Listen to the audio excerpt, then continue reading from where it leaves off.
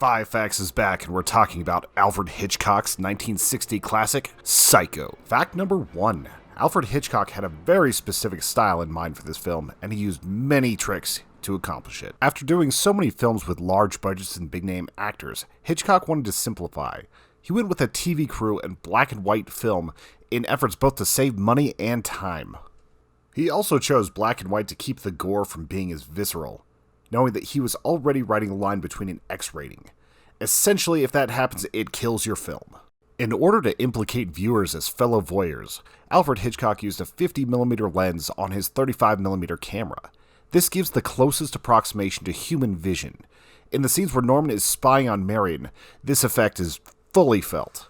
The main reason why he went with this is he was curious why B movies in black and white did so well when they weren't particularly well crafted. He wanted to know what a well-made film shot in that style would do. Many producers wanted to censor parts of these movies, and their censor boards actually told him he had to trim different parts because of violence and also nudity. After receiving these edit requests, Hitchcock sent the movie back a few days later, completely unchanged. This fooled them into thinking that they got what they wanted, and they ended up approving it despite nothing being changed at all.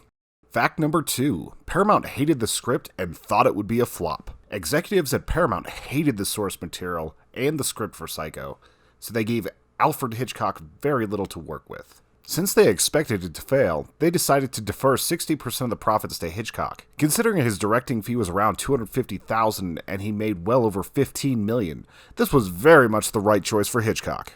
In today's money, that would be around $120 million.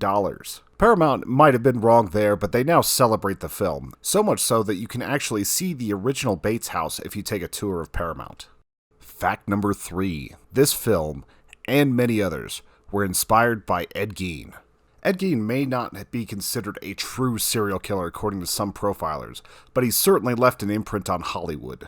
Psycho, Texas Chainsaw Massacre, villains like Hannibal Lecter, and so many more have been inspired by the depravity of Ed Gein. Ed Gein skinned corpses and wore them to become more like a woman. He also had a very close relationship with his mother that was abusive and controlling, just like Bates. Unlike Bates, he was also a cannibal who liked to turn the flesh of his victims into lamps, gloves, all sorts of other things. Thankfully, Bates did not eat any of his victims so far as we know. Because he also murdered 2 other girls before the events of Psycho, we don't really know for sure, but I don't think so. Fact number 4. The shower scene took an enormous amount of effort to film.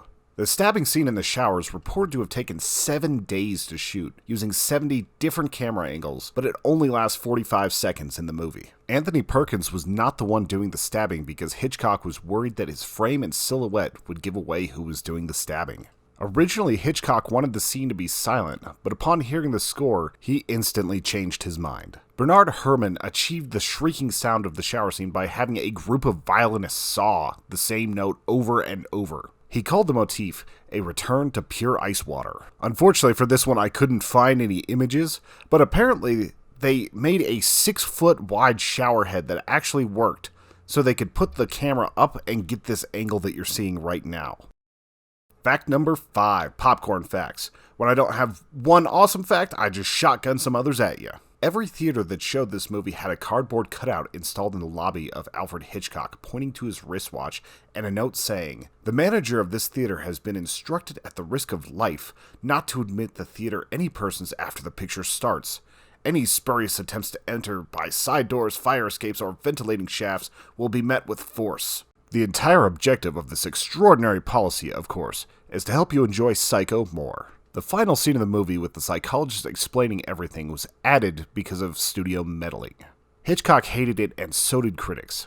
Some say this scene is the worst thing Hitchcock ever shot. It didn't stop the film from being an absolute classic, but it definitely put a damper on the ending. When Norman spies on Marion as she gets ready to shower, the painting he removes from the parlor wall is of Susanna and the elders, in which a young woman is unknowingly watched as she bathes. And lastly, my favorite popcorn fact, Alfred Hitchcock would always refer to Anthony Perkins as Master Bates. You can't overstate how important Psycho was to the horror genre. Specifically, it helped birth the slasher genre. It also allowed people to experiment, to go deeper into what horror actually is, and I am absolutely grateful for that. While I'm not sure if I could rate it in the top 10 all-time movies like so many lists do, or the top 10 villains, it is without a doubt one of the best of its era, and an absolute classic that everyone should see. Thank you so much for watching this. I'd love to know what you guys thought of your first viewing of Psycho, how it still holds up to you. Please put it in the comments below. Also, if you really enjoyed this, check out our Patreon at patreon.com/humanechoes. Tell me what you think of the new format that's more video-oriented instead of my face-oriented, and suggest some movies for me because I'm always looking for awesome ones for 5 facts. Thank you all. Have an awesome week.